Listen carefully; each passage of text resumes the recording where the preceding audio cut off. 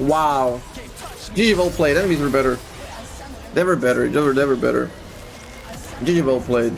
We're close to making a comeback. Every time we got close, though, we pulled away. We didn't understand the invisible line here at all. Invisible line is key to understanding the game. There's a really good comment that I read. I tried to read all my comments. It was a big one, but it was so neatly, succinctly put that I think it's really, really worth mentioning. I think we can even look at this game a little bit and see the invisible line. I think it's a very cool concept. The concept of the invisible line is kind of hard to explain to people who don't understand the game. Azzapp understands the concept very well. Some high-level players understand some form of the invisible line. Heck, there are some challengers who don't understand the concept. That is true. A lot of people don't think about it consciously. You kind of play in concordance with it a little bit, even if you don't acknowledge it, but it is there for sure. And it's concept isn't just limited to League of Legends or even just MOBAs. Counter-Strike has a form of invisible line. Call of Duty, StarCraft, Dota 2. Literally any game that has to get eliminated opponents in Conquest has varying forms of this line. It's very, very cool. So this line should theoretically be in the middle. That's exactly how the game goes. And that's precisely why pushing is the most basic strategy you learn when you start learning the game. Do you know why the lane that pushes wins?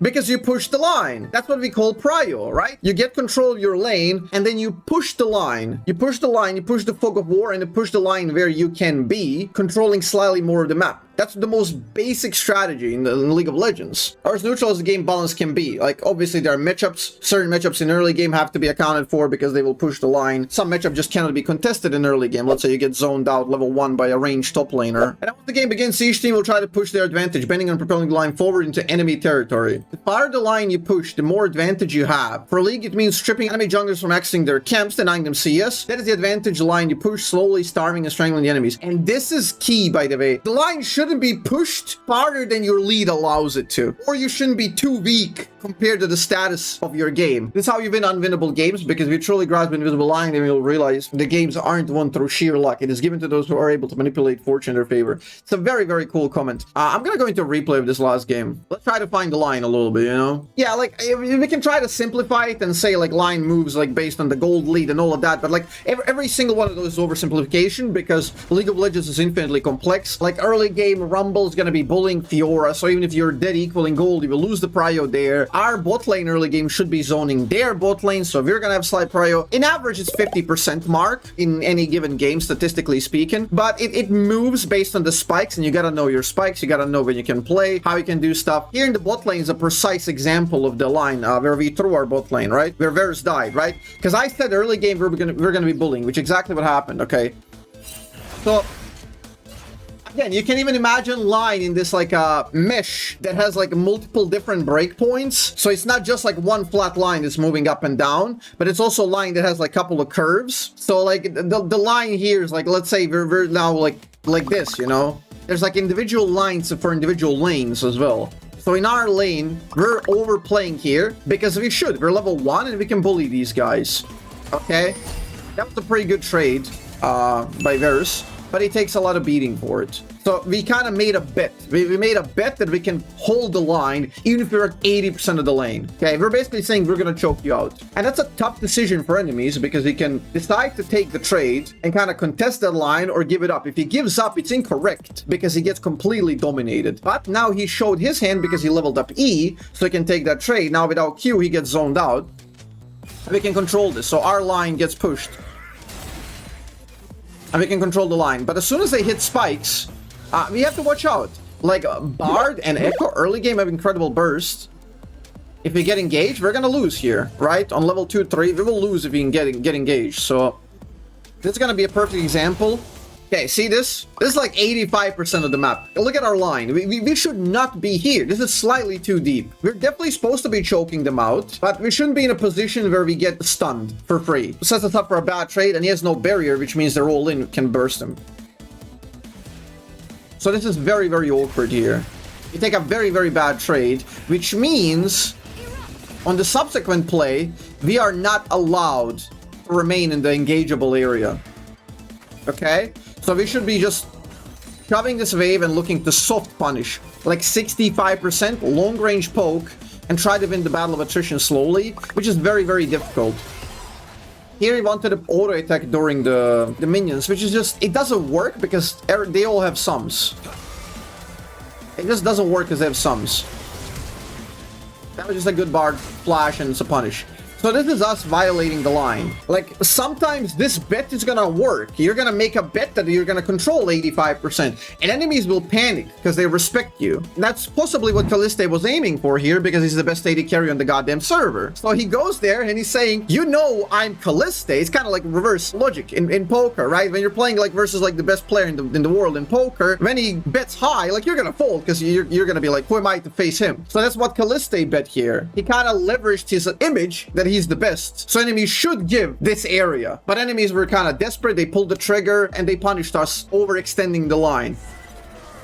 So at this point, we're losing. We're consistently losing. They're getting the one by one pickoffs. Let's see if we can trace the line. The Orianna is a little bit too deep. Like, bot lane, we're overpushed. We're here overpushed. The line is like crooked, you know? They have full control, and this position is a little bit too much. I would say this position, will she get punished?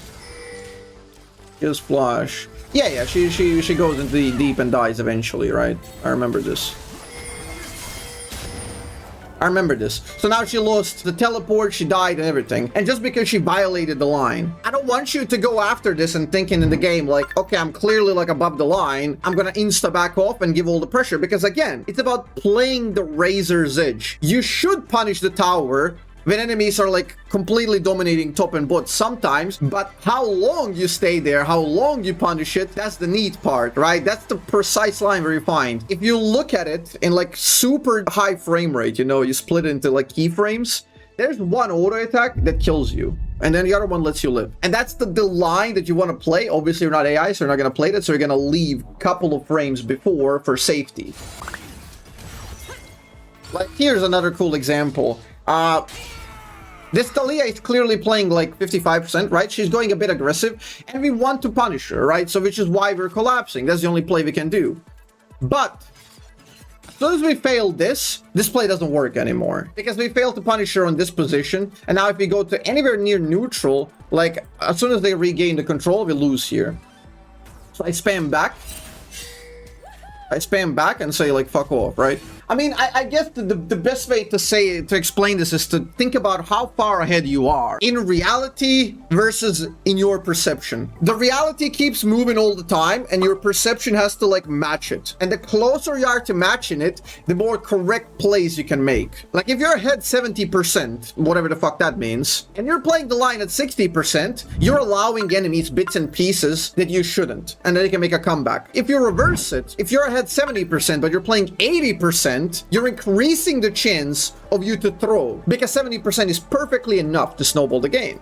We lost this side, we lost the Baron, right? We lost the Baron. We go back, they get a kill, enemies get a kill. I managed to play some ward here. And this is just over if enemies play 70%. If enemies play 70%, they will push in this wave, they will push in this wave, they will guarantee the dragon. They're still slightly losing here, so one of them has to respond to this. This is kind of recovering our map a little bit. So we know somebody's going to be going for this, so they cannot have like 5 men over here like stacked, right? So what Talon does here is a very, very common way of throwing the game. We see teleport, we see this guy, so we know they cannot really punish us here. And if Talon goes on my ward that I just earlier placed, this is too much. He's going just slightly above the line where he should be. And that allows us to get a very big kill.